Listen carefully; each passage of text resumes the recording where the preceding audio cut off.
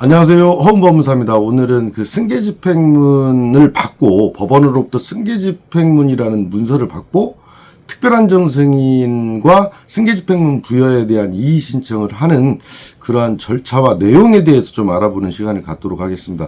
우리가 특별한정승인을 할 때 가장 대표적인 사례는 소송을 당하고 상속과 관련된 소송을 당하고 하는 특별한정승인이 가장 대표적인 사례라고 보시면 되고요. 두 번째로 대표적인 사례는 승계집행문 등본을 그 법원으로부터 송달을 받고 깜짝 놀라가지고 해결책이 필요하잖아요. 이때 특별한정승인과 승계집행문 부여에 대한 이의신청 이런 것들을 하는 그러한 절차와 내용이 있습니다. 매우 중요한 내용이고요.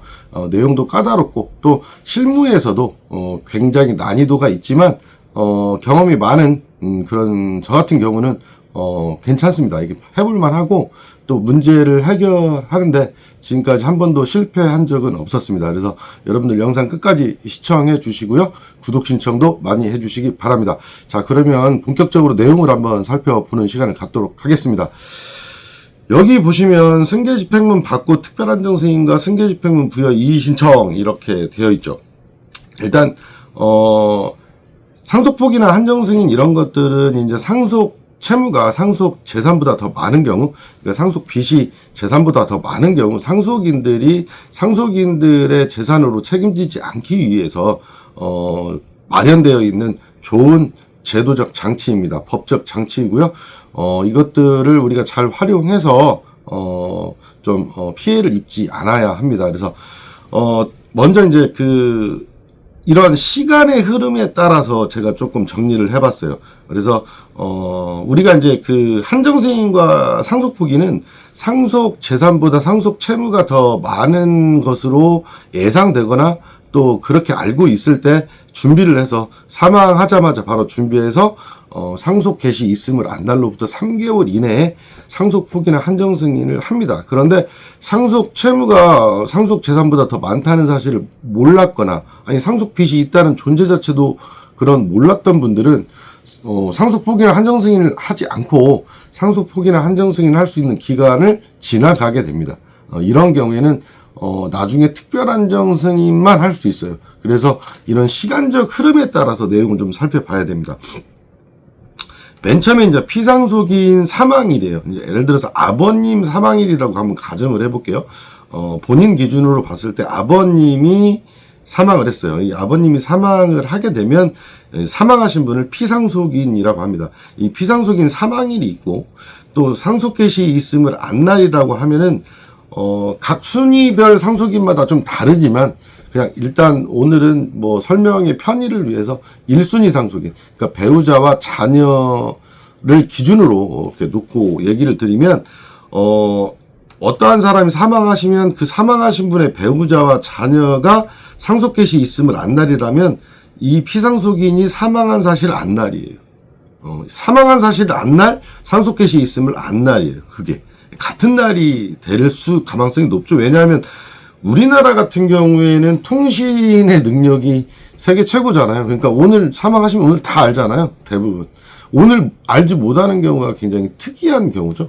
그래서 보통의 경우를 보면 피상속인 사망일에 자녀와 배우자들은 상속개시 있음을 아는 거죠. 그래서 같은 날일 수도 있고 아닐 수도 있다 그랬는데 예를 들어서 자녀와 아버지 사이에 뭐 2년 동안 사이가 안 좋아서 연락이 안 돼서 연락 두절 상태여서 사망한 사실을 뒤늦게 알았다. 그럼 사망한 사실을 뒤늦게 안날 상속개시 있음을 안날이기 때문에 다른 날일 수도 있어요. 네, 그러나 같은 날인 경우가 우리나라는 대부분이라는 거죠. 자녀와 배우자의 경우에는. 또 예를 들어서 삼촌의 혈족이다. 삼촌의 반계 혈족이 상속개시 있음을 안날은 언제냐. 이건 좀 다른 측면이에요. 그러니까 사망한 사실만 알아서 되는 게 아니라 나보다 선순위 상속인이 모두 상속 포기한 사실을 알아야 그때 내가 상속개시 있음을 아는 거기 때문에 후순위 상속인의 경우에는 각 구체적 사례별로 별도로 상담을 받아보셔서 상속개시 있음을 안 날이 언제인지 다시 확인하셔야 돼요. 물론 1순위 상속인들도 상속개시 있음을 안 날이 언제인지는 구체적인 사건마다 다를 수 있기 때문에 우리가 상담을 또 해봐야 됩니다. 다만 자녀와 배우자의 경우에는 대부분의 경우가 피상속인 사망일과 상속 개시 있음을 안 날이 같다라는 거죠. 예. 자, 이렇게 상속 개시 있음을 안 날로부터 3개월이 되는 날이 있어요. 이날까지 상속 포기나 한정 승인을 해야 돼요. 근데 이때까지 상속 포기나 한정 승인을 하지 않은 사람들, 이때까지 하지 않은 사람들은 단순 승인으로 간주가 됩니다. 단순 승인으로 간주가 돼서 상속 채무와 상속 재산을 모두 승계받는 것으로 이렇게 단순 승인 처리가 일단 됩니다. 그런데 나는 이때 이렇게 상속 개시 있음을 안 날로부터 3개월이 되는 날까지 내가 상속 포기나 한정 승인을 하지 않은 이유는 상속 채무가 상속 재산을 초과하는 사실을 몰랐던 거죠. 상속 채무 존재 자체를 몰랐거나. 그렇다면 그때로부터 이 날, 그러니까 이 승계 집행문을 이날 단순 승인으로 간주가 됐잖아요. 그때로부터 이제 삶을 살아가다가 어느 날 이 승계 집행문이라는 것을 송달받는 날이 온 거죠.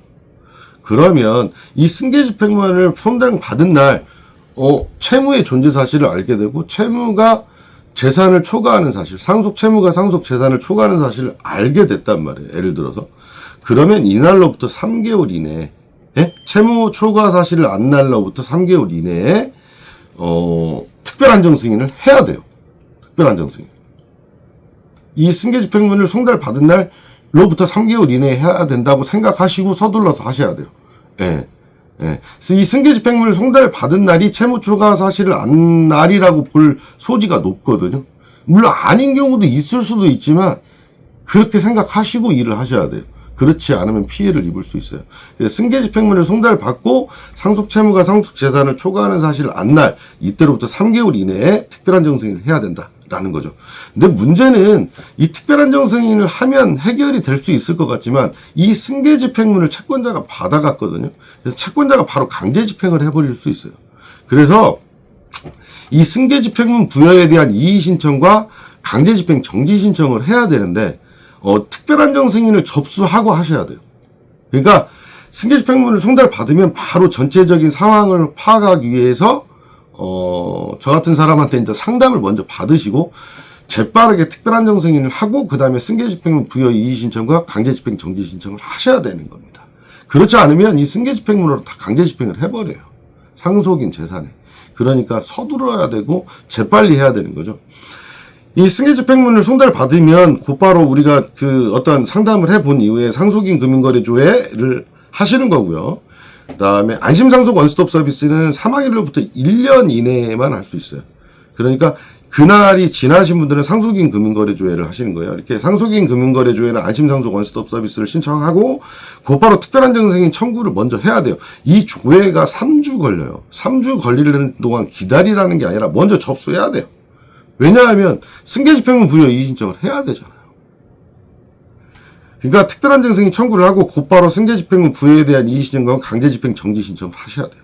그 다음에 특별한정승인 사건에 보정서를 내야 되는데 왜 이 조회된 결과가 3주 후에 나오죠? 조회 결과를 첨부해가지고 상속재산 목록도 수정해서 특별한정승인 사건에 보정서를 내고 특별한정승인이 인용이 되면 다시 이의 신청 사건에 결정 요청서를 내야 돼요. 그래서 이 승계집행문 받고 특별한정승인을 하고 승계집행문 부여 이의 신청, 강제집행 정지 신청 하는 이 절차가 굉장히 신속하고 굉장히 많은 경험을 필요로 하는 그런 업무인 거죠. 그래서 이게 말같이 쉽지만 막상 해보면 저도 쫄려요. 저도 많이 해봤지만 굉장히 많이 해봤지만 저도 쫄려요. 혹시 무슨 일이 있을까봐 저도 걱정을 하는 거죠. 걱정을 안 할 수가 없잖아요. 고객 일이니까 잘 처리돼야지만. 근데 지금까지 단 한 번도 실패해 본 적은 없어요. 제가 일 처리를 하는데